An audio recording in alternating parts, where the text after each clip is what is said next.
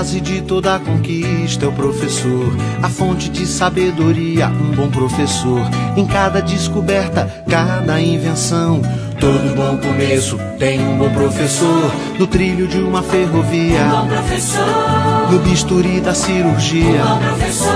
No tijolo da olaria, no arranque do motor, tudo que se cria tem um bom professor.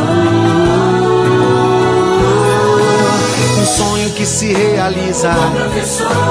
Cada nova ideia Tem um professor. No que se aprende, o que se ensina, Professor. uma lição de vida, uma lição de amor. Na nota de uma partitura, No projeto de arquitetura, em toda teoria, tudo que se inicia, todo bom começo tem um bom professor. Tem um bom professor.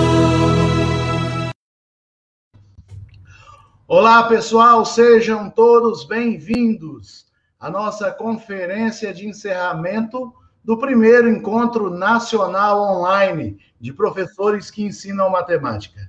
Eu sou o professor Márcio Léo Rodrigues, líder do grupo de pesquisa, de estudos e pesquisas em educação matemática nas escolas aqui da Universidade do Estado do Mato Grosso, a Unemate, uma universidade que é pública, gratuita e de qualidade, e que é patrimônio do povo de Mato Grosso.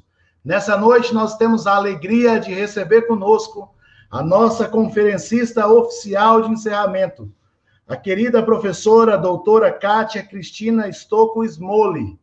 Ela vai fazer a conferência de encerramento. Nós já conversamos bastante, já dialogamos, e ela trará algumas reflexões muito propositivas no sentido de enfatizar os processos matemáticos, como que a BNCC apresenta os processos matemáticos e as abordagens metodológicas da educação matemática. Assuntos e temáticas que foram discutidas nos últimos 3 dias e que agora nós estaremos sistematizando para fecharmos com chave de ouro o primeiro ENOPEM, que eu quero passar alguns números para vocês agora, antes de nós entrarmos efetivamente na conferência de encerramento. O primeiro ENOPEM, que foi pensado há 7 meses atrás, no início da pandemia, que nós chegamos à conclusão que nós não poderíamos viajar, que nós não poderíamos participar de nenhum evento científico. Aí o nosso grupo, na pessoa do professor Anselmo e também na pessoa do professor William e do professor Júnior, nós 4, em uma reunião, entendemos que nós deveríamos ser protagonistas mais uma vez e proporcionar momentos formativos para que os professores que ensinam matemática no chão da escola, é isso mesmo, a nossa defesa, nosso aspecto formativo é contribuir com as práticas dos professores que estão nas escolas, porque nós entendemos que precisa acontecer uma aproximação entre a universidade e a escola. E aí nós idealizamos esse evento há 7 meses, convidamos muitos professores, pesquisadores, e fechamos a programação com 52 palestras e conferências. Agora a professora Kátia, ela vai fazer a conferência de encerramento, que será de número 50, ou seja, das 52 palestras e conferências que estavam organizadas, estamos finalizando com 50 palestras e conferências executadas. Amanhã nós teremos as apresentações das comunicações científicas, dos relatos de experiência e também dos minicursos no período da tarde. Todos os certificados serão disponibilizados segunda-feira, então é só entrar no site oficial do evento e também na página oficial do evento no Facebook. Você terá acesso a todas as informações, que é só você clicar no link e baixar o seu certificado de participação do evento. Um outro aspecto muito importante é que nós tivemos a participação de mais de 2.000 professores inscritos e muito mais professores que estão participando conosco, porque o Facebook é um ambiente totalmente democrático e se a pessoa não fez inscrição no evento, ele poderá ter acesso a 50 palestras que foram trabalhadas nesses últimos 3 dias. Das 49 palestras que já foram efetivadas, Essas 49 palestras atingiram 106 mil pessoas. É isso mesmo. 106 mil pessoas, pelo menos, visualizaram essas palestras. E nós tivemos uma marca de 29 mil pessoas que, em algum momento, clicaram em uma das palestras. Ou seja, nós atingimos efetivamente 29 mil pessoas. Nas nossas 4 páginas, nós tivemos mais de 1.200 pessoas que curtiram e que entraram nas nossas páginas de transmissão, com mais de 2 mil participantes. Então, quando nós olhamos para esses números expressivos, nós percebemos que nós precisamos continuar no sentido de fazer o segundo Enopen, o terceiro, e para que o Enopen possa ser um evento anual, congregando e aproximando pesquisadores de professores, universidade da escola, teoria com prática. É isso que nós queremos, é isso que nós defendemos. Então, a grande surpresa que eu tinha para vocês nessa noite, além da palestra da nossa querida professora Kátia, é afirmar para vocês que nós teremos no mês de agosto de 2021, a realização do segundo Encontro Nacional Online de Professores que Ensinam Matemática. Então, agora em dezembro, janeiro e fevereiro, nós estaremos institucionalizando o segundo Enopen, para que a partir do dia 1º de março, você possa submeter o seu trabalho, você possa também fazer a sua inscrição, para que nós possamos estar juntos, mais uma vez, lá no segundo Enopen, segundo Encontro Nacional. Então, vamos ver o vídeo que foi elaborado com muito carinho para divulgar o segundo Encontro Nacional Online de Professores que Ensinam Matemática.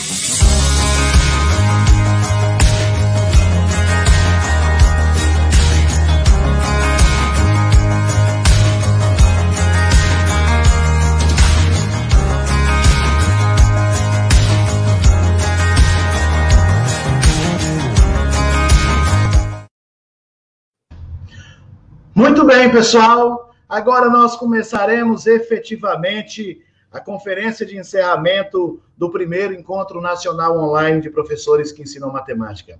Professora Kátia, sinta-se em casa. É uma alegria poder receber você, mesmo estando longe fisicamente. Conseguimos ver por meio das telas, por meio das webcams. Nós estamos à disposição para aprender com você nessa noite, para refletir a respeito das suas posições, provocações e também das suas experiências. Seja bem-vinda ao primeiro Encontro Nacional Online de Professores que Ensinam Matemática. Obrigada, Márcia. Um prazer estar aqui. Estou aqui super encantada de ver gente do Brasil inteiro, né? Estou olhando um pouquinho aqui no nosso chat e vendo que temos gente até de fora do Brasil. Então, parabéns. Acho que é super importante essa aproximação entre a universidade e a escola básica. Acho que o país precisa cada vez mais disso. Então, queria cumprimentar, os números são incríveis. Eu fico encantada com a possibilidade. Acho que a pandemia trouxe muitos desafios, mas ela trouxe uma oferta de conhecimento, uma partilha tão generosa que talvez nós não tivéssemos descoberto essa possibilidade, não fossem os desafios propostos por esse distanciamento, né? Então, boa noite a todos, a todas, obrigada pela presença. Eu sei que muitos e muitas já tiveram aí um dia muito cheio, né? Uma responsabilidade fazer esse fechamento depois de tanta gente tão bacana, tantos amigos que já passaram por aqui antes de mim, mas eu estou bem feliz de poder colaborar com esse evento importante para a educação matemática no Brasil.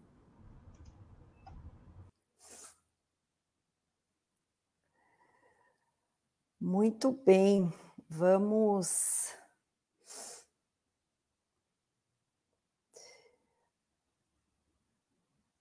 falar um pouquinho. Eu combinei com o Márcio que nós faríamos... Márcio, responde para mim, você está vendo minha tela direitinho? Sim, professora, tudo certo, tudo organizado, estamos à disposição. Então, tá bom. Nós organizamos assim essa conversa, vou contar um pouquinho para vocês do lugar de onde eu falo e vou fazer a fala, depois, enquanto eu falo, eu gostaria muito que vocês deixassem as suas perguntas e aí a gente vai ter um tempo para dialogar. Bom, eu tenho uma trajetória pela educação matemática, eu sou formada, tenho licenciatura, bacharelado, especialização em matemática, fiz meu mestrado, meu doutorado em educação com área de concentração em didática e em educação matemática mais voltada para as questões de didática da matemática, do ensino da matemática e de ciências na Faculdade de Educação da Universidade de São Paulo. Eu fundei o Matema, né? Sou uma das fundadoras do Matema. O Matema tem já aí caminhando para 24 anos de existência, uma existência dedicada a fazer uma pesquisa a partir da prática da sala de aula, né? 2018, eu fui secretária de Educação Básica no Ministério da Educação, por uma trajetória muito ligada à Base Nacional Comum Curricular, né? Eu escolhi fazer parte de um movimento que se chama Movimento pela Base, e eu acompanhei todos os processos da base, desde que o Plano Nacional de Educação colocou a base como uma estratégia para o desenvolvimento de algumas metas do Plano Nacional de Educação. Eu me envolvi muito diretamente com as questões da discussão da base. Eu não fui redatora da base, mas eu tive sempre muito perto, muito envolvida, acompanhando esse processo. Então, vocês precisam saber que eu estou no time das pessoas que achava que o Brasil precisava ter uma base nacional comum curricular, e eu depois digo para vocês por que eu achava isso. E depois, em 2018, então, eu participei diretamente de todo o processo de conclusão da base da educação básica, cuidando especificamente da etapa que faltava, que era a etapa do ensino médio, e da coordenação da etapa de elaboração dos currículos referenciais das etapas do ensino fundamental e da educação infantil, num processo que foi liderado pelos estados, pelas unidades federativas, porque incluiu os estados e o Distrito Federal, e, em particular, os estados em regime de colaboração com seus municípios. Eu sigo trabalhando muito de perto com isso, porque eu agora também dirijo o Instituto Reúna, que é um instituto que se dedica a desenvolver ações que apoiam os educadores, que apoiam o sistema público, né, é minha grande área de atuação, o sistema público, para o desenvolvimento de materiais e recursos que apoiem a implementação da base em 4 grandes áreas: currículo, materiais didáticos, formação continuada docente e toda a parte de avaliações. Não estou no instituto que faz material didático, nem que faz diretamente formação, mas um instituto que desenvolve produtos, né, que desenvolve recursos que podem ser usados gratuitamente por todo o ecossistema que assim desejar, e por isso todo esse envolvimento, eu tenho muita paixão pela educação básica, é minha causa, né?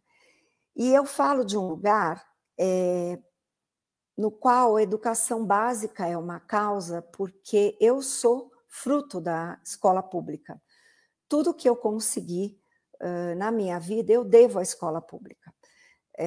Eu estudei numa escola pública com muitas questões de necessidades, mas que me deu o que ela precisava me dar.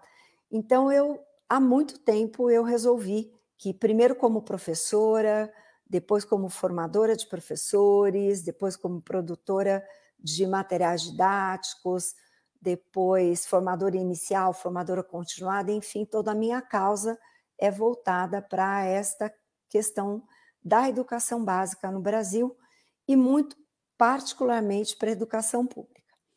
Então, quando nós vamos falar desse tema que eu achei tão pertinente da palestra, que fala a respeito dos processos matemáticos que a base traz e aponta, e as abordagens metodológicas da educação matemática, eu acho que valeria a pena nós olharmos em partes para nós entendermos bem quais são os limites e possibilidades, o que nós vamos encontrar na base, o que nós não vamos encontrar na base, o que não encontramos na base porque simplesmente não foi para a base e não era para ir, o que deveria ter ido, mas ainda não foi, porque qualquer documento não é perfeito,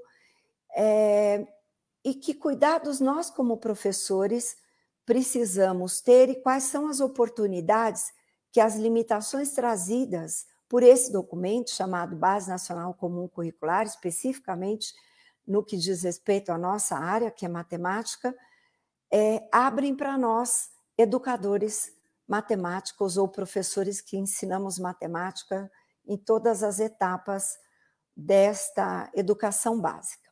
Então, a primeira coisa que eu acho que precisa ficar no nosso radar é que nós não temos 4 bases, né? Ou pelo menos não temos 3 bases, uma para a educação infantil, outra para o ensino fundamental e outra para o ensino médio. A base é única, ela é para a educação básica, ela é um documento só.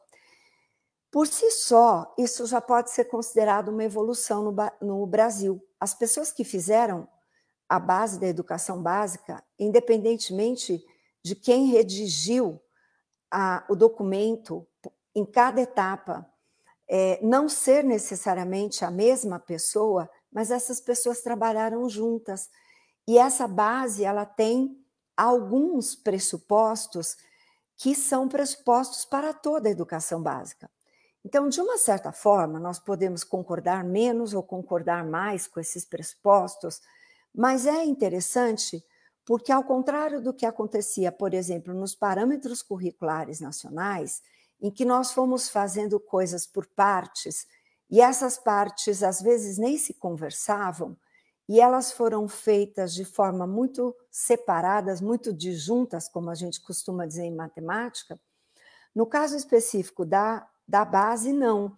Então, as 10 competências são para todos, existe um projeto de estudante que começa lá na educação infantil e se conclui no ensino médio, é uma escola que se prevê uma escola mais articulada, que dialoga mais, ainda que cada etapa da educação básica aconteça num espaço diferente, é preciso que haja uma integração, que os professores do ensino fundamental conheçam as propostas da educação infantil e vice-versa.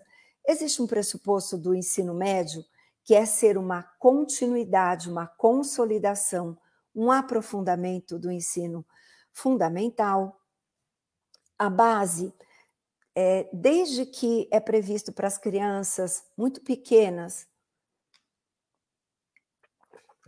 até a conclusão no ensino médio, há uma previsão de você formar um aluno protagonista, uma preocupação em garantir aprendizagens essenciais, não são mínimas, são essenciais. Você pode fazer menos, mas existe um core. Você pode, desculpe, fazer mais, mas não fazer menos, porque a base ela vem cumprir um artigo que já estava previsto na Constituição Nacional Federal de 1988, e depois que foi prevista pelo Darcy Ribeiro e pela equipe que fez a Lei de Diretrizes e Bases, em 1996, que traziam a ideia de que o Brasil devia ter um core, todos os currículos são únicos, cada currículo é livre para ser daquele território,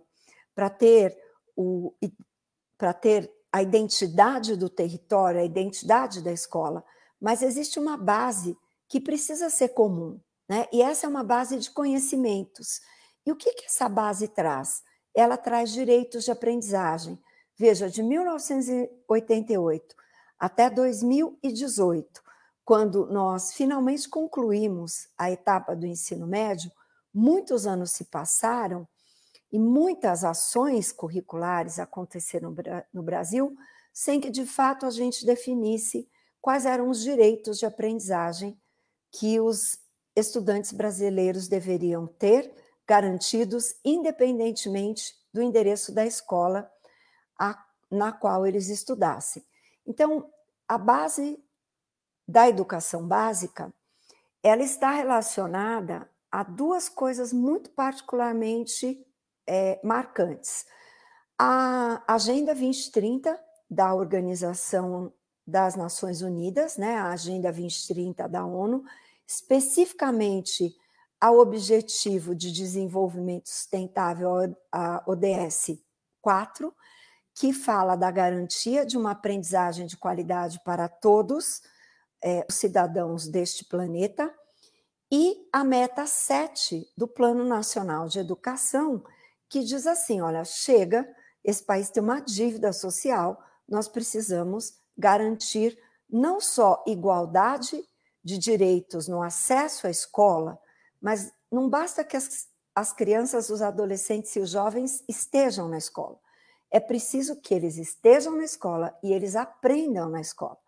E que eles aprendam e que eles tenham direitos de aprendizagem, que nós todos saibamos quais são os essenciais, né? Que não dependa de serem definidos esses direitos por um autor de livro, isoladamente por um professor, que nós não tenhamos a situação de que 2 professores de matemática na mesma escola ou na mesma rede decidam aleatoriamente o que os seus estudantes vão ou não aprender. Nós podemos fazer mais, mas existe um coração, existem direitos aos quais todos devem ter acesso. E eu sempre acreditei nisso.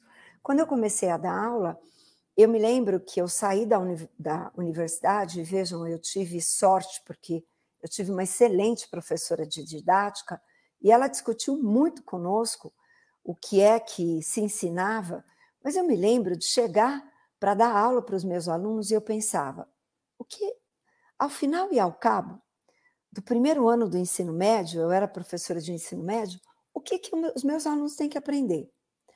Depois, conforme eu fui sendo formadora de professores, mas foram inúmeras as vezes que eu e a equipe do Matema tivemos que responder isso. Com um pouco de bom senso, você cria uma proposta, você junta os professores e organiza, mas ao longo do tempo isso começou a me criar uma certa inquietude. Eu pensava, será mesmo que nós podemos ter o destino da aprendizagem variando tanto, né?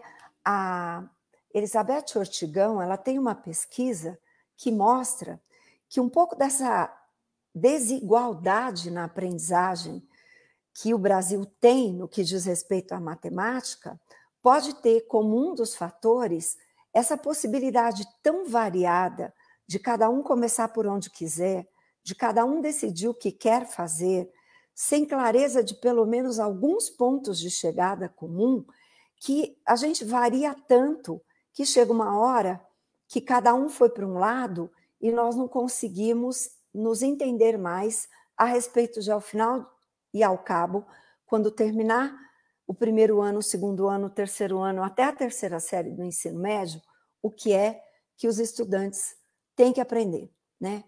E é interessante porque algumas vezes a gente diz assim, mas nós temos o livro, e de uma certa forma o Programa Nacional do Livro Didático trouxe uma unidade. Olha, trouxe uma unidade em termos de abordagens da educação matemática. É interessante isso. Muitos dos aspectos da abordagem da educação matemática você encontra nos livros didáticos. Mas uma vez uma orientanda minha, a meu pedido, pegou 3 coleções muito bem avaliadas no PNLD e ela faz uma análise dos conteúdos, né, dos conceitos, dos objetos de conhecimento que aquelas 3 coleções ensinavam. Gente, mesmo em matemática, muito diferente. Se uma mesma rede pública escolhesse aquelas 3 coleções em escolas diferentes, nós corríamos o risco de, num mesmo sistema de escolas, nós temos crianças aprendendo coisas muito distintas, porque dependia única e exclusivamente da opção do autor. Então, a base, de uma certa forma, ela vem trazer isso. Ela não traz uma uniformidade, nós vamos falar disso um pouco, mas ela traz uma unidade. Mas ela tem uma coisa boa, porque a base não é currículo, né? Currículo é muito mais do que a base. O currículo vai dizer respeito, não só a base traz um pedaço do currículo, ela diz respeito ao que ensinar, mas o currículo é muito mais. O currículo diz respeito ao como ensinar, o currículo considera para quem você ensina, o currículo considera os tempos de aula que você tem, as formas como você agrupa os alunos, se você trabalha ou não por projetos, currículo fala de como você avalia, currículo diz respeito a se você opta por uma tendência da educação matemática para trabalhar com seus alunos ou não. Então, o currículo de fato aterrissa no território onde a sua escola está e ele aterrissa no próprio território da sua escola. Então, o currículo tem um campo aberto. O que a base faz é trazer um pedacinho do currículo, porque ela traz alguns dos conhecimentos específicos que se espera que sejam garantidos a todos, né?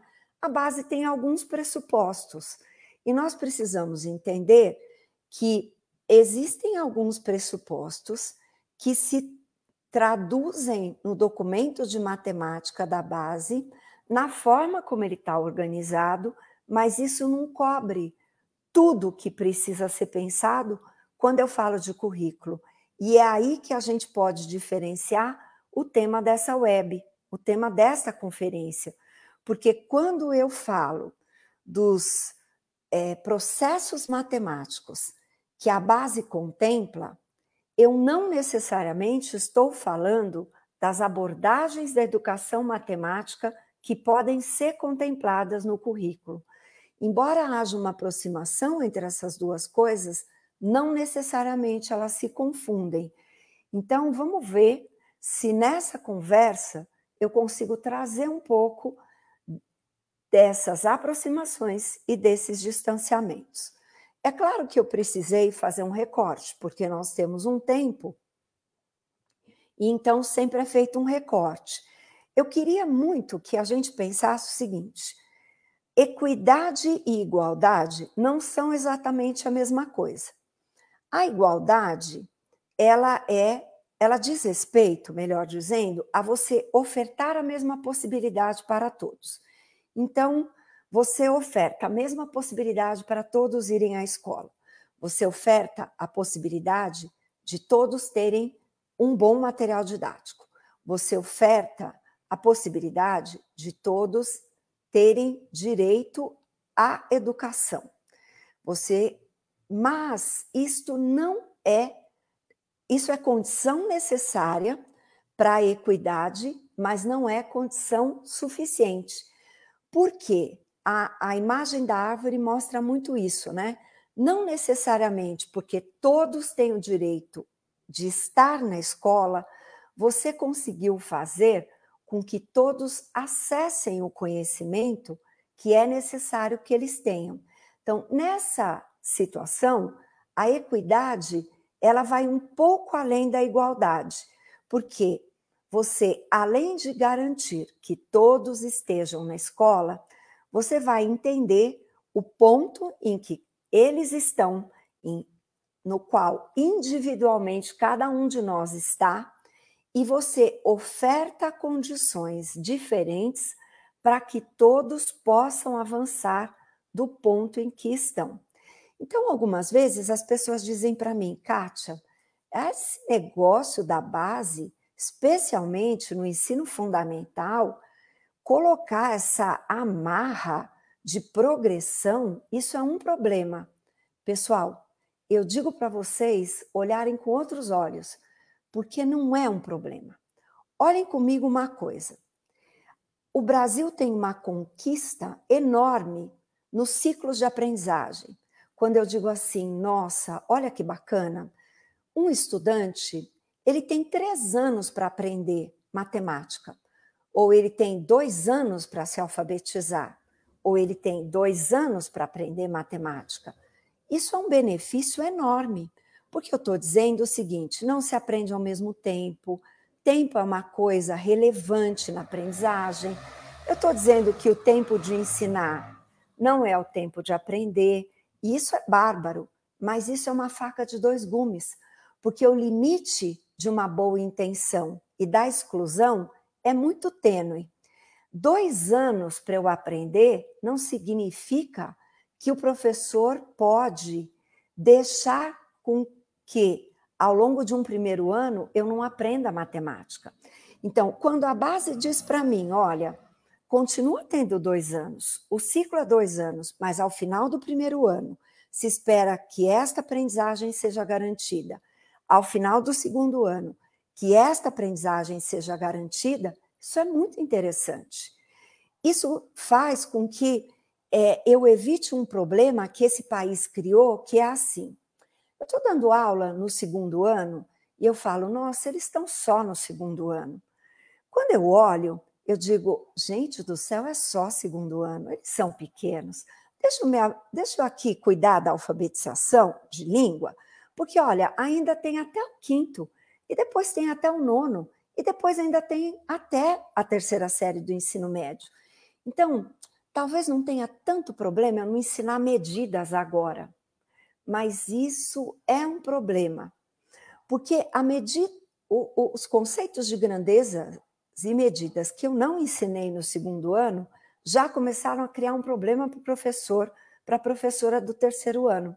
Porque quando chegar no 3º ano, que eu olhar, eu já não consigo mais ensinar tudo que eu tenho que ensinar no 3º ano e aquilo que eu não ensinei no segundo ano, não é verdade? Bom, mas aí eu começo a criar uma bola de neve. Por quê? Porque grandezas e medidas têm uma questão que é um fato. Todas as principais grandezas e medidas que um estudante precisa aprender na educação básica, elas precisam estar consolidadas até o 5º ano. Medidas de tempo, capacidade, massa, principalmente essas, né? Comprimento. Por quê? Porque quando chegar no 6º ano, daí para frente, começam a entrar as combinadas. Eu começo a usar o conhecimento de grandezas e medidas. Então, não dá para eu empurrar, em nome de ensinar números ou de alfabetizar, eu começo a dizer, bom, se não aprender isso não tem problema, porque tem toda a escola pela frente, uma hora não tem mais. E aí quem começa a ser prejudicado é o próprio estudante. A base tem uma coisa interessante, porque ela me permite ter uma visão longitudinal. Eu consigo ter uma visão de integração horizontal e vertical. Então, a progressão não pode ser encarada como uma camisa de força, mas ela é uma sinalização de que eu preciso aprender no tempo, que eu tenho um tempo para aprender as 4 operações. Eu tenho um tempo para aprender álgebra, mas tem uma parte desse tempo que precisa ser garantida no primeiro ano, no segundo ano, no terceiro ano, no quarto ano, no quinto ano, até o 9º ano, e depois na continuidade do ensino médio. Algumas coisas vão começar na educação infantil e vão progredindo. Então, eu preciso ter clareza de que é importante que o aluno saiba o que é certo na idade certa. Isso não é um problema, isso é um direito dele. O que eu não posso é ter um aluno que, quando chega no primeiro ano, na primeira série do ensino médio, ele não saiba diferenciar um triângulo isósceles de um triângulo escaleno, que ele não saiba as 4 operações básicas, que ele não consiga fazer um cálculo mental. Então, nós não estamos criando um problema porque estamos dizendo que existem direitos de aprendizagem. Nós temos um problema quando nós não garantimos que os direitos de aprendizagem ocorram para todos os estudantes, né? Nós temos um avanço na base que foi garantir conquistas muito importantes que já vinham dos parâmetros e até indo além. A base traz estudos e uma luta de anos de pesquisadores da educação matemática que diziam: tem que desenvolver pensamento probabilístico desde muito cedo, tem que desenvolver pensamento algébrico desde muito cedo. Não dá para trabalhar matemática na escola básica como se fosse as 4 operações. Tem algumas habilidades que são essenciais ao pensamento lógico e elas precisam ser garantidas naquilo que hoje a base chama de competências específicas. Então, eu preciso ter conhecimentos de matemática que sim impliquem na melhoria da minha vida pessoal, ainda que eu não possa reduzir o ensino e aprendizagem de matemática a coisas que sejam imediatamente aplicáveis na vida prática. Isso tudo está na base, né? Então, olhando para esse panorama, a base vai trazer coisas que já estavam nos parâmetros. Ela traz com outros nomes, mas algumas pessoas, inclusive, que redigiram a base, são pessoas que vinham nessa discussão da educação matemática e já vinham dessa história de parâmetros curriculares há bastante tempo. Então, se eu olhar para o ensino fundamental, eu tenho a base com competências gerais, porque nós vamos falar um pouquinho mais a respeito disso. Essas competências gerais, para a matemática, dão lugares a competências específicas da matemática, também já vamos falar um pouquinho mais a respeito disso. Essas competências específicas se relacionam com unidades temáticas, que são os grandes blocos temáticos em que a BNCC organizou o conhecimento escolar de cada componente. No caso específico de matemática, nós temos os números, que incluem as operações, a álgebra, a geometria, as grandezas e medidas e probabilidade estatística. Muda um pouquinho os nomes, aprofundam-se os conhecimentos que ali estavam previstos, mas probabilidade estatística um pouco mais do que tratamento da informação, geometria é o nome que substitui espaço e forma, álgebra é a grande novidade, embora tivesse um germenzinho de álgebra, ela agora ganha esse status de unidade temática. Nós vamos ter ainda uma transversalidade da preocupação com a cultura digital e o pensamento computacional, e ainda, no fundamental, nós vamos ter os objetos de conhecimento ligados a cada uma dessas unidades temáticas. Então, pegando números, por exemplo, nós vamos ter as operações, sistema de numeração decimal, números racionais, números naturais, números inteiros. Depois, só no ensino médio que não vamos ter números complexos, porque números complexos no ensino médio fica para a parte flexível do currículo, quer dizer, ele pode ser ensinado na parte das disciplinas eletivas, mas temos, por exemplo, em probabilidade, eu vou pegar a geometria, nós vamos ter geometria das transformações, lá em álgebra vamos ter a ideia de proporcionalidade, então esses são os objetos de conhecimento, e aí dessas unidades, desses objetos de conhecimento, eu tenho as habilidades que estão organizadas para cada ano no fundamental. No caso do médio, é um pouquinho diferente. Eu tenho as competências gerais e específicas. Essas competências específicas estão muito ligadas a campos de atuação, quer dizer, eu já tenho uma ideia um pouco mais ligada a usos, tanto na ciência, quanto no mundo do trabalho, quanto na vida prática, mas também tenho as habilidades. As unidades temáticas são as mesmas do ensino fundamental, embora elas não estejam tão explicitadas, e as habilidades, na sua redação, já contêm os objetos de conhecimento que estão relacionados, porque o ensino médio, a etapa do ensino médio da base, ela está muito relacionada com o novo ensino médio. Então, ela tem uma redação um pouquinho diferente para permitir um trabalho mais flexível, mais ligado com projetos, mais ligado com aprendizagem baseada em problemas. Então, ela tem uma redação mais livre, menos estabelecida ano a ano, o que não impede também que seja feito, se for o desejo da rede, né?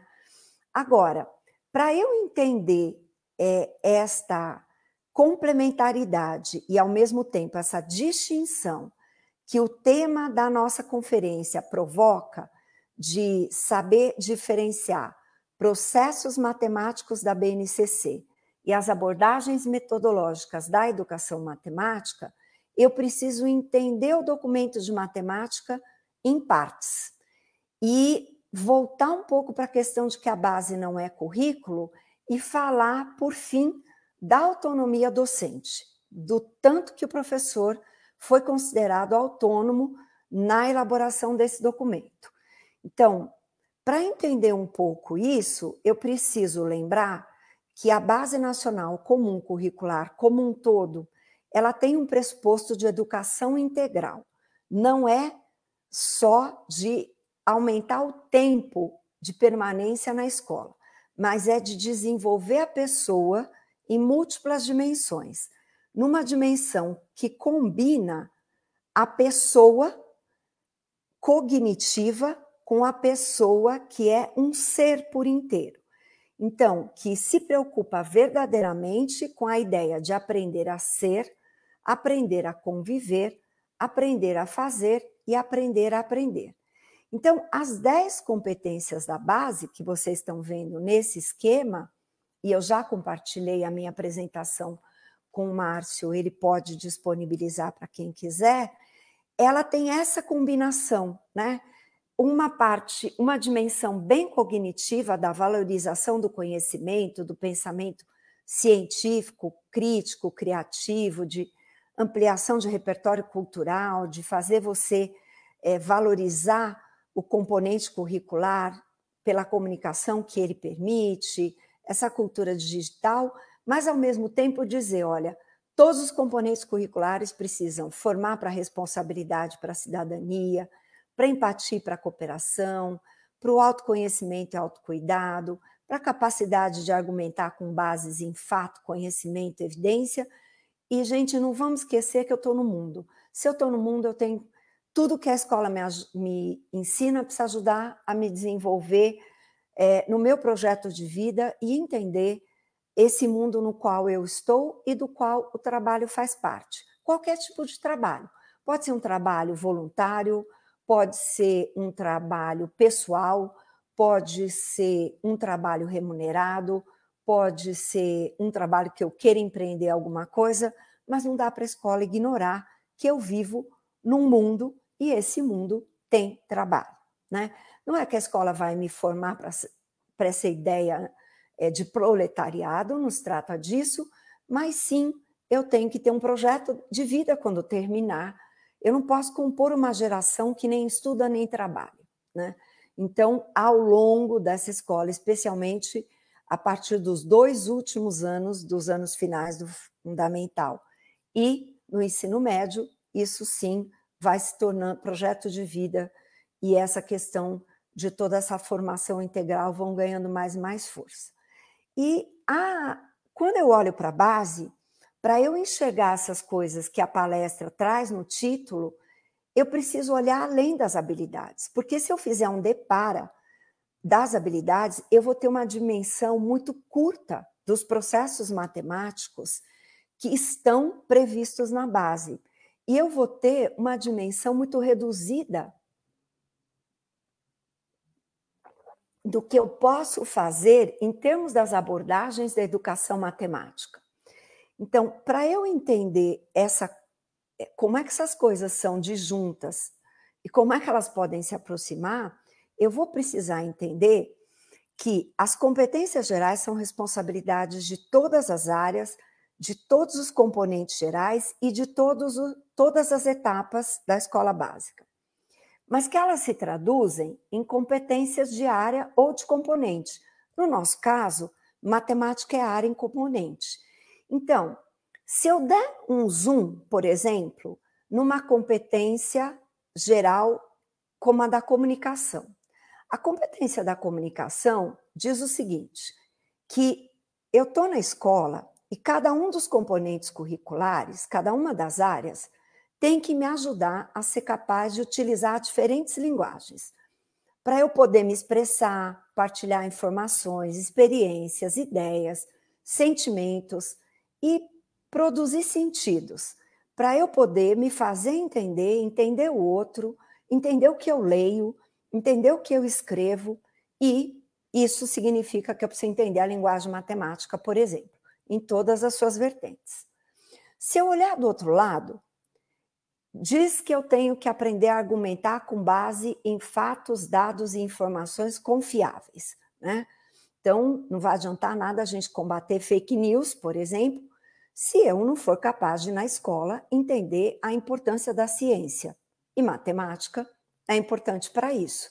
Bom, eu preciso argumentar nessas condições para eu poder formular ideias, negociar e defender ideias, discutir pontos de vista, chegar a pontos de decisão comuns, não esquecer que direitos humanos importam, que eu preciso ter uma consciência socioambiental, que eu preciso entender dados para ter um consumo responsável e ter uma vida ética. Mas matemática tem a ver com isso? Tudo. Aqui, por exemplo, eu já poderia falar de uma abordagem que é a abordagem crítica do conhecimento. Nas 10 competências, eu já tenho uma possibilidade de enxergar algumas conexões com coisas que são muito caras para a educação matemática. Então, se eu não olhar só para as habilidades, se eu olhar o documento introdutório da área e olhar o documento introdutório da base, eu já começo a ver confluências muito mais do que distanciamentos, né? Bom, mas aí eu ainda vou descer um pouco mais no detalhe, que é para entender onde estão os processos.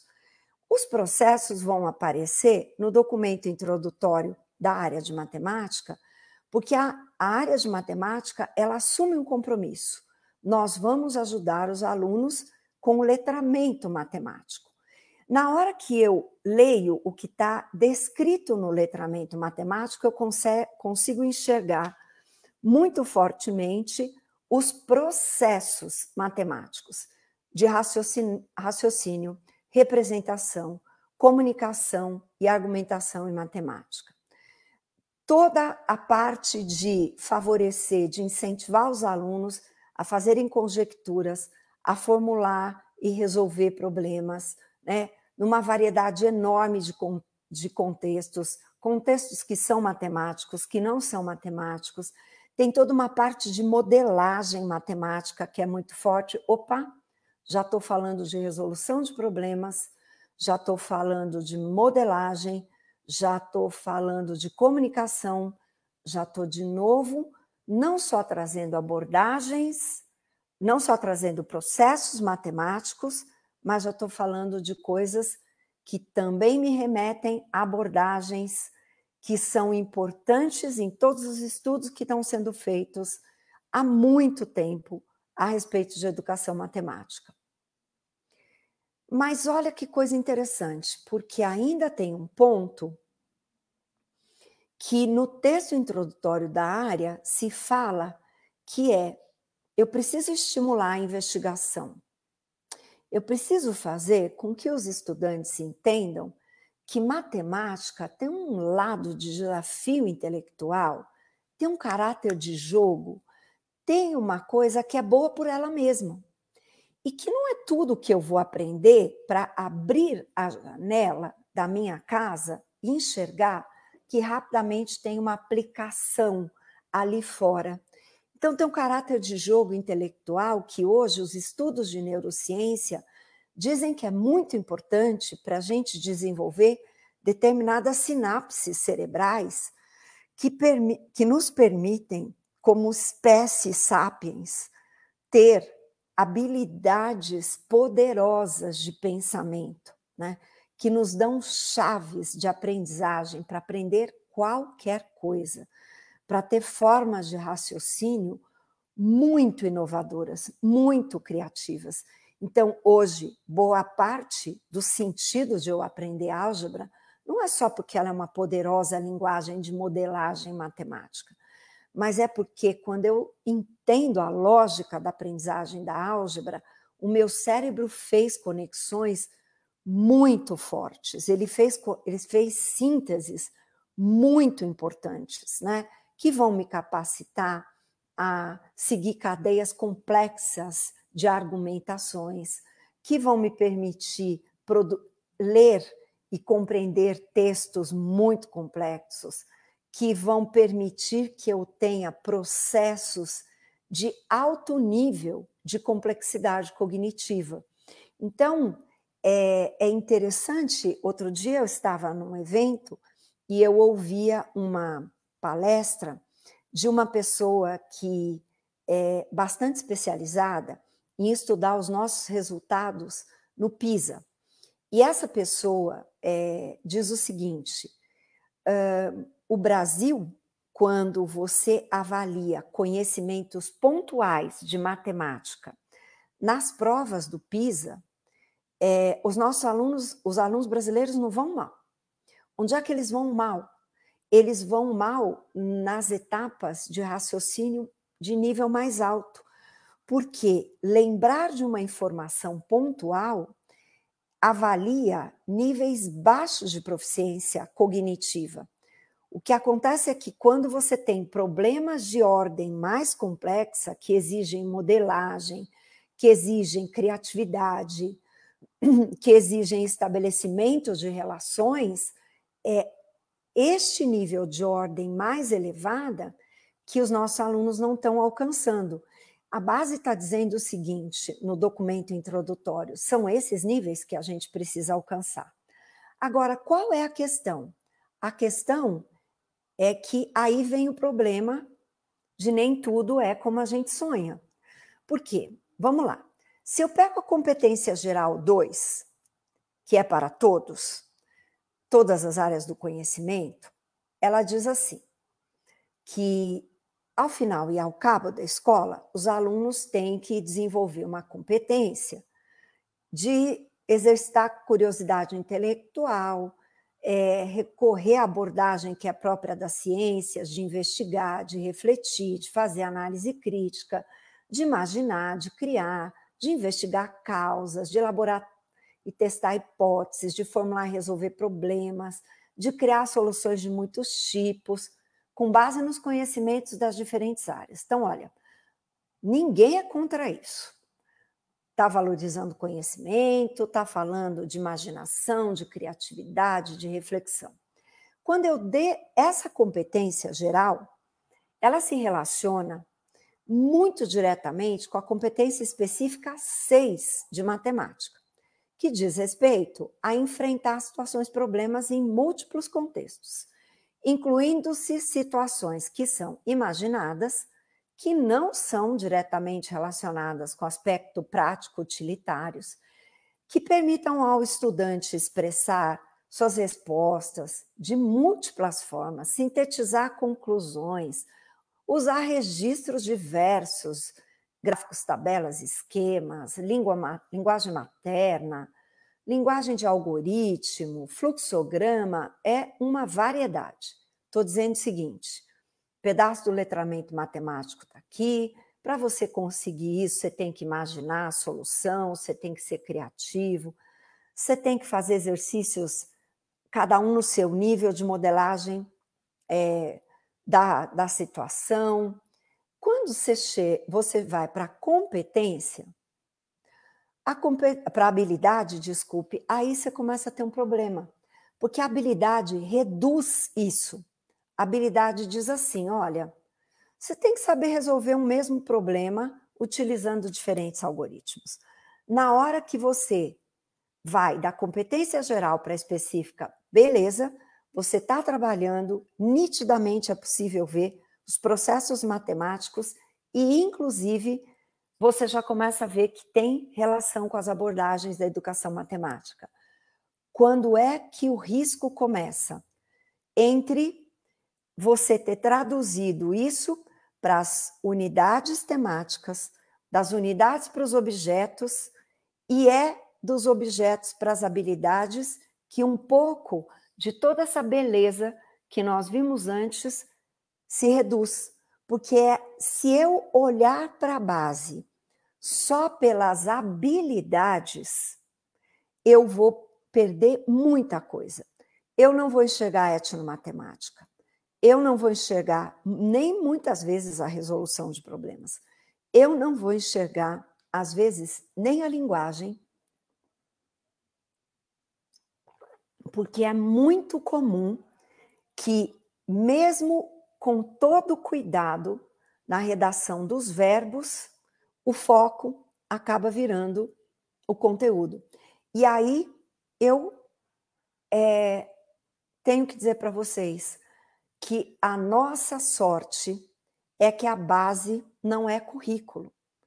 Tanto que eu escrevi assim, EBA, porque é aqui que entram as abordagens da educação matemática para traduzirem aquilo que é uma riqueza muito grande da base, que é justamente a parte introdutória.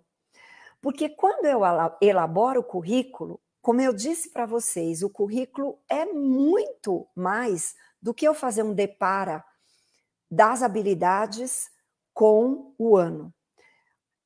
No currículo, conteúdo e forma merecem cuidados. Eu preciso pensar o que eu ensino. Beleza, talvez esteja na base, sejam exatamente as habilidades. Mas eu preciso pensar para quem eu ensino, onde eu ensino e como eu ensino, né?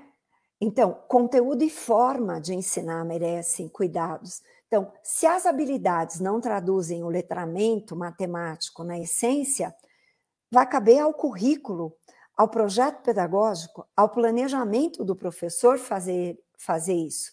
Se eu acho que a visão da resolução de problemas que está na base tem um foco que não aborda todas as dimensões do letramento, faço eu a outra parte.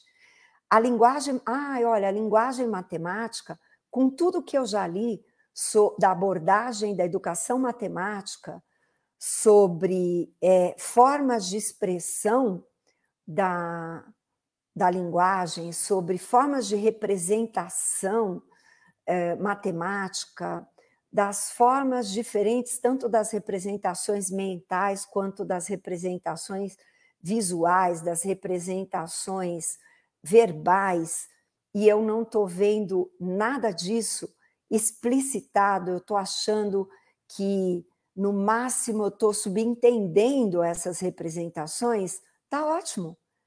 Que bom que eu estou vendo isso, eu vou fazer isso no meu plano de aula, eu vou fazer isso no meu projeto pedagógico, eu vou fazer isso pela metodologia que eu uso, eu tenho esta liberdade. Kátia, olha, modelagem matemática está prevista, mas etnomatemática não. E eu quero fazer isso. Está na minha liberdade fazer, porque a base fez uma opção. Ela não optou por nenhuma abordagem metodológica. Então, ela não, ao contrário dos parâmetros, ela não optou por uma abordagem e nem por todas as abordagens. ela está dizendo assim, olha, tem um core. O core são as habilidades, são as unidades temáticas. O desafio da investigação, das formas diversas de resolver problemas, o espaço para ler, escrever, falar, argumentar, está previsto. Quem vai garantir se isso vai acontecer ou não é você, na sua aula, com o seu jeito, com o currículo que você vai fazer com seus pares, com o projeto que você vai desenvolver na sua escola, com o tipo de atividade que você vai escolher, com o ambiente favorável que você vai decidir fazer na sua aula, né? Com seus alunos, no espaço da sua escola. Então, a escolha da atividade importa. Se você vai ensinar primeiro decimais ou primeiro frações, essa é uma decisão sua. Se você vai ensinar as duas coisas juntas, essa é uma decisão sua. O que a gente precisa garantir? Que ao final do segundo ano, do terceiro ano, do quarto ano, do quinto ano, ele saiba frações e decimais. A mentalidade criada na aula precisa ser uma mentalidade de crescimento? Precisa. Você é responsável por isso. A ação do aluno importa. Mas quem cria a ação do aluno na aula é o professor, né? O professor decide que ordem ele ensina? Sim, ele decide. Você vai ensinar geometria o ano inteiro? É uma decisão sua. A base só está dizendo que precisa aprender geometria. Então, para além do ajuste das habilidades, o grande desafio para eu trazer as abordagens da educação matemática, se eu vou usar jogo, se eu vou usar computador, como é que a tecnologia vai entrar, vai estar na perfeita harmonia entre o que, o como e para quem. E, em última instância, professor. Essa autonomia é toda nossa. Essa escolha é toda nossa. É isso que eu queria falar para vocês por enquanto. Obrigada.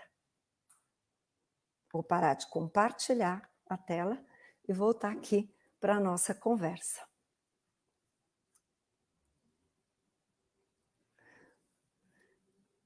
Eu não estou te ouvindo. Muito bacana, professora Kátia, precisão na fundamentação, explicando exatamente todo o processo, de como se deu, de como se implementou. E eu gostei principalmente dessa parte final sua, que você falou que a base é um documento que norteia, mas quem são efetivamente os responsáveis pela implementação, pelas adequações, pelas revisões, são os professores que estão na base.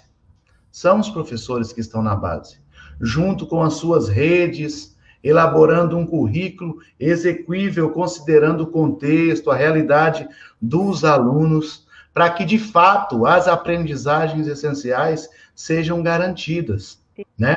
Sejam garantidas. Professora, nós tivemos aqui mais de 500 comentários. Nossa!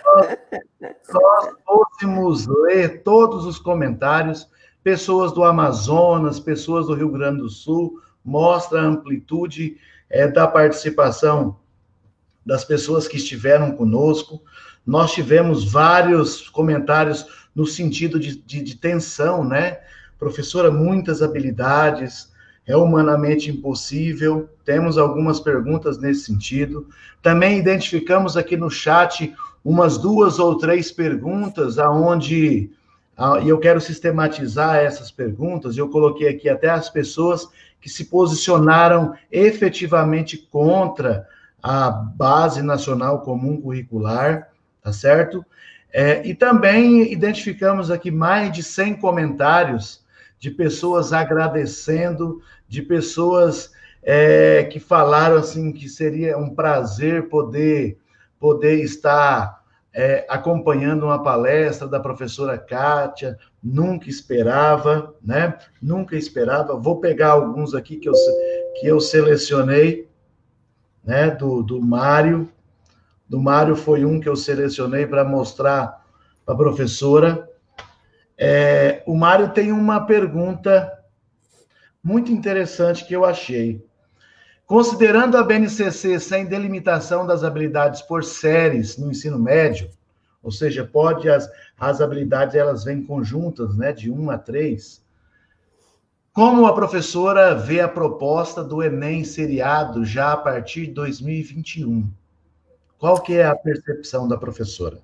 Bom, Mário, agora eu já posso falar disso, né? Eu estou acompanhando...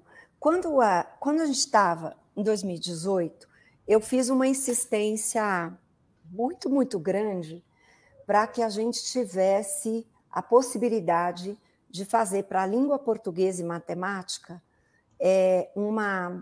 uma proposta de seriação, porque língua portuguesa e matemática, não necessariamente uma seriação, uma coisa tão fechadinha, eu gosto muito da proposta de não seriação, num certo sentido, porque eu sou muito fã da proposta do ensino médio, eu acho que ela abre muitas possibilidades de trabalho, mas eu tinha feito uma sugestão, como secretária, inclusive, de que a gente pudesse ter uma indicação de progressão similar à que tem até o 9º ano. E, enfim, não aconteceu e tal. Agora, o INEP definiu, né, eu acompanho bem de perto todas as unidades federativas, eu estou num grupo que está apoiando as unidades federativas na elaboração dos currículos, e a gente tem oportunidade, inclusive, de estar lendo os currículos e tal. E o INEP, então, fez primeira série, segunda série, seriado Língua Portuguesa e Matemática, e depois a terceira série, mais no modelo atual do Enem, previsto e com um misto um pouco aí já do que está previsto nas diretrizes. Vai ter que fazer uma proposta de progressão. Essa proposta está sendo pensada pelo Conselho Nacional de Secretários de Educação. A gente deve ter uma publicação dessa proposta a partir da base, né? Então, aguarde aí. Por quê? Porque o que o Conselho está preocupado? O Conselho está muito preocupado em que não seja o Enem a ditar essa progressão, o Enem a ditar essa progressão, porque uma das missões da base é justamente inverter o que o Brasil criou, de ter nas avaliações de escala o currículo, né? Vocês podem achar um absurdo a gente ter base, mas mais absurdo é o SAEB ditar o currículo que esse país tem, né? Porque é isso que, no fim, aconteceu. Aconteceu pelos livros, aconteceu por tudo quanto é lugar, e o Brasil não tinha um core, né? Então, ao contrário, assim, eu sempre gosto de dizer, ao contrário do PCN, já passou a fase da gente dizer é contra ou a favor da base, a gente agora precisa propor melhorias, porque a base é normativa, nós podemos usar e dizer ela podia ser melhor aqui, na próxima vez façamos desse jeito, tem uma previsão de revisão. A gente gastou muito tempo sendo contra e pouco tempo sendo propositivo para ela poder ser melhor. Eu gostaria também de deixar isso bem claro. Eu chamei muitas vezes muita gente para conversar, as pessoas se recusaram a conversar, porque ficaram dizendo eu sou contra, eu sou contra, eu sou contra, e eu queria muita ajuda. Agora a gente tem a base. Gostemos mais ou gostemos menos, é ela que está aí. Então, vamos ultrapassar essa fase de ser contra e vamos analisar, né? Eu estava vendo o Humberto Bortolossi aqui e eu, de fato, quero fazer muito esforço, porque eu tenho visto ele estudar bastante para a gente se aproximar, porque a gente precisa juntar as nossas críticas. Eu também tenho crítica. Não é porque eu sou... porque eu apoiei isso, que tudo que está lá assim, eu acho o máximo, né? Mas a gente pode ajudar, pode fazer melhor, pode ter uma construção coletiva. Eu queria falar uma coisa, viu, Márcio? No site do Instituto Reúna, que é institutoreuna.org.br, a gente tem um exercício que está disponível, é gratuito, entrem lá, vocês só vão precisar fazer um pequeno cadastro. A gente tem um exercício que se chama Mapas de Foco da BNCC para todo fundamental, do 1º ao 9º ano, língua portuguesa, matemática, história, geografia e ciências, que foi um exercício feito assim, se eu tivesse que priorizar, especialmente nesse contexto de pandemia, olhando a base, o que é foco, o que é aprendizagem focal. Dá uma olhada lá, que talvez ajude quando a gente diz são muitas habilidades, tem coisa demais lá. Então, fiquem de olho nos próximos passos para essa questão do ensino médio, tá? Muito bem, professora, teve vários comentários de pessoas, aí eu selecionei esses dois, olha, da professora Silvana, que diz, estou muito feliz, nunca imaginei que teria a oportunidade de participar de uma palestra. Imagina, Silvana. Parece sonho, já pensou? Que coisa bacana. E a Vânia também disse, olha, simplesmente amando essa conferência, que orgulho de estar fazendo parte desse conhecimento. No entanto, também, professora, eu vou pegar o comentário aqui de uma professora, da professora Chineri, que vem a calhar com isso o site que a professora pediu, e eu já coloquei lá nos comentários, para as pessoas terem acesso. Olha o que a professora Chineri, que é professora do nosso grupo aqui, do GPM, que trabalha no município de Tangará, disse: minha angústia pessoal é dar conta de tantas habilidades. Para mim, parece ser humanamente impossível. Esse é um clamor do professor que está no chão da escola. O que a professora pode falar sobre isso? Chineri, eu preciso confessar para você, assim, mas também ninguém vai notar isso, né? Vou confessar só para 500 pessoas, então tá tudo bem. Quando eu estava acompanhando a produção dos currículos referenciais, porque vamos lembrar, os currículos são referenciais, é um outro nome para a proposta curricular, né? Então vale a pena olhar o que os estados fizeram para a gente organizar, conhecer e tal, mas é isso, porque depois currículo se transmuta na proposta da escola e tudo isso. Eu comecei a ficar muito preocupada, Chineri, porque a hora que a gente... Eu posso ter milhares de críticas às avaliações de escala, que tem isso, tem aquilo, mas elas têm informações que vale a pena a gente olhar. E aí, quando a gente olha, né, e vê lá 5º ano, 9º ano, terceira série do ensino médio, e vê as aprendizagens que ainda não ocorreram, e você olha a base, você precisa lembrar o seguinte: a base ela foi feita com uma aposta de futuro. Então, ela não foi feita para a realidade. Parece duro isso que eu vou falar, mas assim, deixa eu falar até o fim. Ela foi feita com uma aposta de futuro. A ideia é, eu vou implantar, a gente vai organizando essas aprendizagens e ano a ano eu vou vendo melhora. Só que como isso não pode levar 12 anos para ser implementado, vamos botar tudo de uma vez, do 1º ao 9º. E eu falei, Jesus amado, eu já estive na escola, eu estou na escola, agora não estava naquela época, mas faço formação de professor, vai ter todo mundo com essa dúvida que a Chineri está me falando, não precisava ninguém me contar. Porque eu comecei a pensar assim, o professor vai olhar para essa quantidade de habilidade, vai pensar assim, eu estou com os meus alunos aqui, a base está chegando aqui, como é que eu vou fazer isso chegar aqui, né?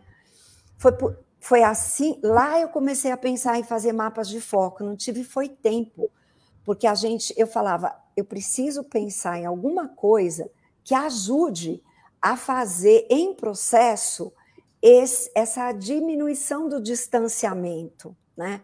E aí, em 2019, assim que eu comecei esse novo trabalho, a gente começou a desenvolver isso.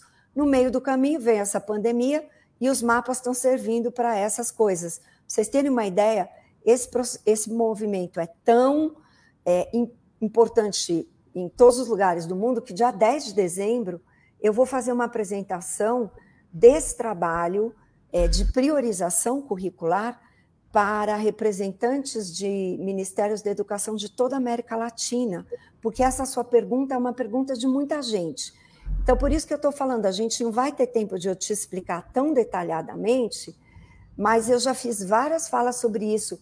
Entra lá, a gente está mostrando o seguinte, dá para olhar tudo que precisa ser feito e tem critérios para você fazer no ano priorização, para você olhar o que está aqui e olhar o que está aqui, que são seus alunos, e você ir fazendo essa aproximação por habilidades que são focais, aquelas muito fundamentais, e aí você ajusta um pouco no 6º ano, no 5º ano, no 8º ano, depois você faz um outro ajuste e daqui a pouco eles já dão conta das habilidades que estão previstas. Só dá para fazer isso porque tem progressão, né?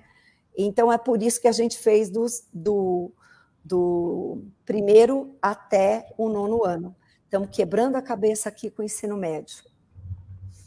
Muito bem, professora. Como eu disse, nós temos aqui vários professores ainda que fizeram vários apontamentos e eu quero pegar um dos apontamentos aqui de um colega nosso aqui do programa de pós-graduação em ensino de ciências e matemática, o professor Adailton, que inclusive é o coordenador do mestrado indígena no Brasil. Nossa. A Universidade do Estado do Mato Grosso é referência, né? Conseguiu aprovar agora um mestrado indígena e ele faz um apontamento muito bacana. E eu queria que a professora deixasse uma mensagem explicativa em relação a isso. No Brasil, são mais de 270 povos indígenas, ou seja, mais de 270 concepções culturais. Diante dessa diversidade cultural, gostaria que falasse um pouco como podemos operacionalizar a equidade curricular na perspectiva da BNCC. E aí eu aproveito para perguntar para a professora, igual a professora Adailton colocou aqui em relação à diversidade cultural, outros aspectos e temáticas que a base não abordou e que possui uma relevância nos contextos da onde todos nós estamos inseridos, né? Tem uma coisa, Adailton, que essa sua pergunta ela é excelente e que tem a ver com o que o Márcio falou também. Tem uma coisa que é assim, a base toda, quando ela foi escrita, pouca gente sabe isso, mas se vocês... outro dia até ouvi uma crítica sobre isso, mas é engraçado, né? É uma questão de comunicação. A gente teve o tempo todo, junto conosco, no Conselho Nacional de Educação, nós tínhamos... Agora mudou um pouco, né? Nem vou comentar sobre isso. Mas, enfim, desde da gestão do ministro Fernando Haddad, a gente tinha representações, né? Representação de movimentos quilombolas, representação do movimento indígena. Então, na época, a gente pediu para o conselheiro Gersen, pediu para a conselheira Sueli, pediu para a conselheira Aurina, que tinham muita proximidade, e o conselheiro Ivan Siqueira, e a gente montou grupos, e esses grupos de representações diversas foram nos acompanhando na redação de aspectos gerais. Então, muito do que tem de cultura indígena, da cultura afro, quilombola, etc., etc., no documento como um todo, foi escrito com eles, assim como a parte de cultura digital, com organizações da sociedade civil que estudam, e da universidade, que estudam sobre isso, que escreveram e tiveram com a gente, né? Então, quando vocês veem muitos nomes lá, aquilo não é para inglês ver, né? A gente fez mesmo aqui, do jeito que está lá. Uma outra hora a gente conversa sobre isso. Mas tem uma parte que não cabe na base. Por quê? Porque sem caber na base já tem... a base já é uma enormidade em termos de tamanho. Então, ela precisa aterrissar em 3 outros níveis. Estado, município e localidade, no projeto pedagógico. Então, tem coisas, por exemplo, só porque a gente está com Mato Grosso. Mato Grosso foi um currículo que eu li muito. Sei lá por que cargas d'água, eu fazia algumas escolhas como secretária e eu lia os currículos. Então, não fui uma pessoa que falou, eu li vários, né? E um deles, Mato Grosso. Mato Grosso incluiu muita coisa que não está na base, mas que está no currículo referencial por conta da diversidade e de toda essa cultura dos povos indígenas muito marcantes aí, que faz... São Paulo tem, por exemplo, mas é muito menos, porque vocês têm uma diversidade muito importante. Então, fazia parte, né? Tem uma parte que está contemplada em toda a base, porque precisa ser da formação geral desse país, respeitar essa diversidade cultural, e outras coisas que precisam ser territoriais. Do mesmo jeito, por exemplo, países que, unidades federativas com escola de fronteira incluíram uma coisa que não está prevista na base, que é o currículo de espanhol. Outras puseram outras coisas muito específicas. Acho que a gente tem unidades federativas que avançaram muito, por exemplo, trazendo especificidades de educação prisional. Paraíba, por exemplo, se eu pegar, isso é forte. Educação prisional, educação de jovens e adultos.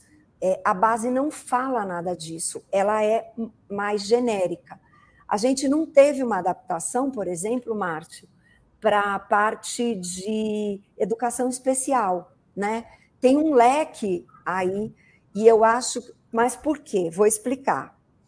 Porque em 2018 havia todo um movimento muito interessante sendo feito para a discussão de uma nova legislação da educação especial. E a ideia era fazer esse casamento lá. Eu só preciso esclarecer que não é essa legislação que foi aprovada aí, tá? Aquele trabalho era um outro trabalho, feito de um outro jeito, e a legislação que saiu, esse decreto agora, não desconsiderou um trabalho de anos que estava sendo feito e fez outra coisa. Então, era lá que as coisas iam ter confluência. E acabou que, na virada de governo, isso foi deixado de lado, né?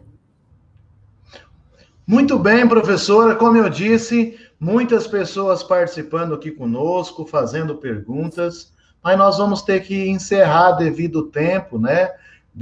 Hoje nós tivemos 18 palestras, essa é a 19ª palestra. As pessoas estão aqui muito encantadas com o evento, com a sua participação, os professores felizes. A professora Dail está respondendo aqui, obrigado, professora Kátia. Várias pessoas felizes.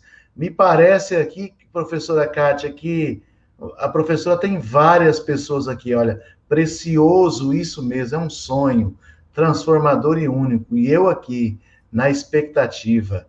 Então, eu queria agora, finalizando, professora Kátia, agradecer a sua participação, agradecer a sua disponibilidade em estar conosco nessa conferência de encerramento do primeiro encontro online.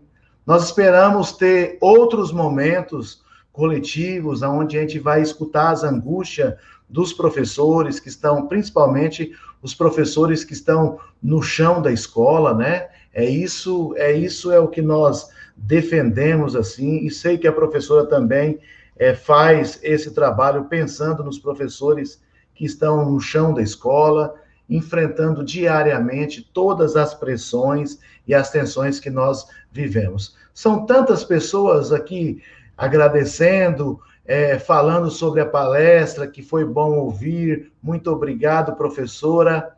Professora, então agora eu abro para mais 2 minutos, para a professora deixar uma mensagem final, uma mensagem propositiva, pensando no ano de 2021. 2020 era o ano que deveria ser feito a implementação da base, aí aconteceu essa pandemia, e que está aí a pandemia ainda, né? Como é que a professora vê os próximos passos da implementação que deveria acontecer em 2020? Ou seja, sendo um pouco matemático, a professora acredita que daqui uns 3 anos, 4 anos, 2 anos, qual é a métrica que a professora pensa que nós efetivamente conseguiremos implementar a BNCC na prática dos professores que ensinam matemática e também nas nossas redes, lembrando as competências e as habilidades que ela mesma preconiza. Quais são os próximos passos da base, professora? E aí eu já agradeço a sua participação e queria que você fizesse esse encerramento da sua participação. Sendo bem rápida, eu queria dizer que todos nós precisamos entender que a base traz uma visão sistêmica. Então, de olho em tudo que está acontecendo. Teve mudança de currículo, teve mudança no material didático, está em curso ainda, né, com as coisas ainda do ensino médio. Fiquem de olho, tem um número grande de estados que vai aprovar currículo de ensino médio alinhado à base entre dezembro de 2019 e março de 2021. Ao contrário do que possa parecer, esse movimento não parou. O MEC parou umas coisas lá, mas o Conselho de Secretários e Secretárias estaduais continuou trabalhando forte. Hoje nós já temos aí 10 currículos dos 27 entregues para conselhos estaduais de educação. Já temos um aprovado, 2 muito pertinho, a gente tem um movimento grande aí de entrega, então de olho nisso. Também olhem, porque a gente teve 2 novas mudanças na legislação de formação de professores, uma em 2019, que é a Base Nacional de Formação Docente, junto com as Diretrizes Nacionais de Formação Inicial Docente, e em outubro de 2020, a primeira Base Nacional e a primeira Diretriz Nacional de Formação Continuada Docente. Todo mundo que está na universidade, todo mundo que está em rede precisa ir conhecendo essas coisas, porque está se cumprindo o que as resoluções que aprovaram a base previam, né? Então tem muita coisa acontecendo e próximo na fila, já muito pertinho, as avaliações. INEP fazendo muitos trabalhos de mudança na avaliação. Então, acompanhem todos esses movimentos.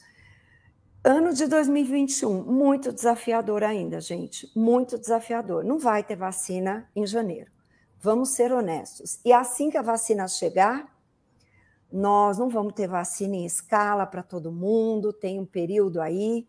Então, assim, respira, foca, e vamos começar a pensar juntos nas soluções que nós precisamos dar para a educação desse país. Eu ainda acredito que a gente vai ter um tempo de distanciamento, eu acredito que a gente vai começar a usar mais o híbrido mesmo, não é o distanciado. Já sabemos hoje mais do que sabíamos, mas ainda teremos o desafio. Meu maior problema e o que me tira o sono é a educação pública, né? Eu não sei onde as pessoas estavam quando não sabiam do tamanho da desigualdade que a gente tinha em relação a várias coisas.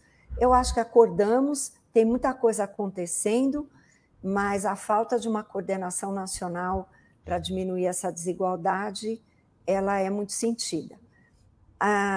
Se você me fizesse essa pergunta de quanto tempo eu acho que demora para a gente recuperar o processo, em junho, eu te diria que pelo menos 2 anos, seguramente até 2022. Né? Olhando agora o cenário todo, acompanhando todo o cenário internacional e considerando tudo que a gente sabe das aprendizagens no país, eu diria que a gente precisa fazer muito esforço para que não sejam de 3 a 4 anos.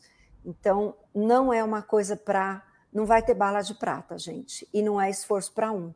Nós todos vamos precisar atender ao chamado de uma causa, e a causa é a aprendizagem de uma geração inteira, e não é só uma causa de conteúdo, é uma causa de desenvolvimento intelectual, físico e emocional.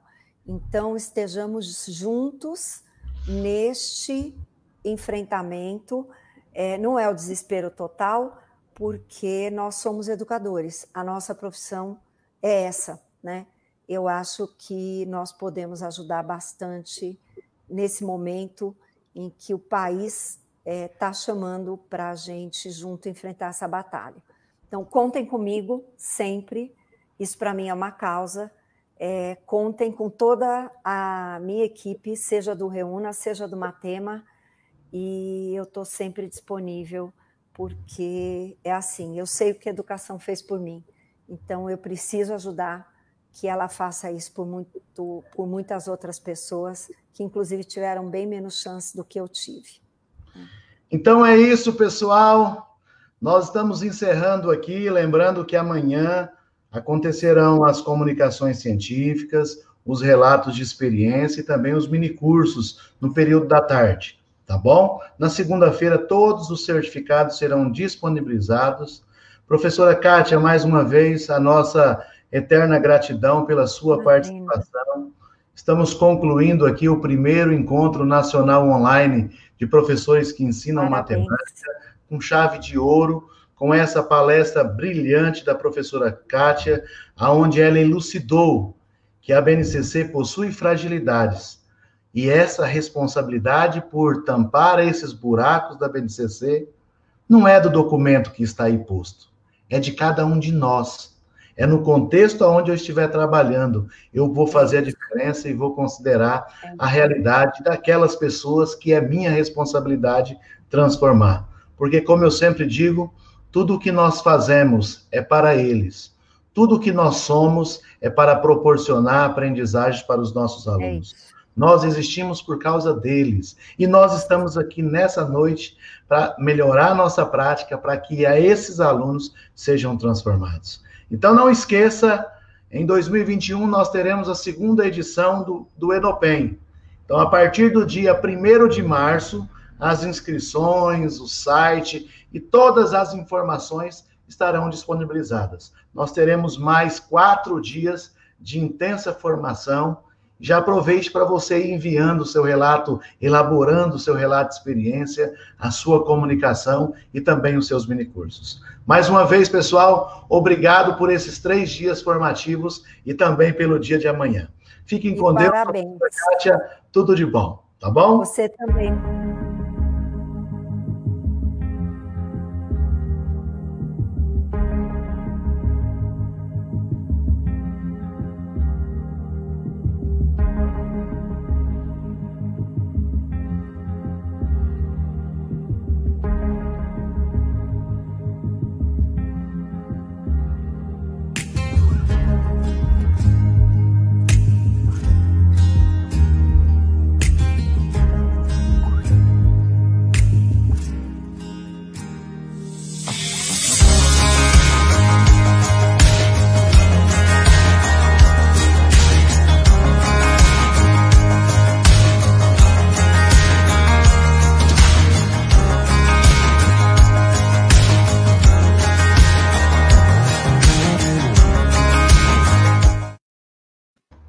Parabéns.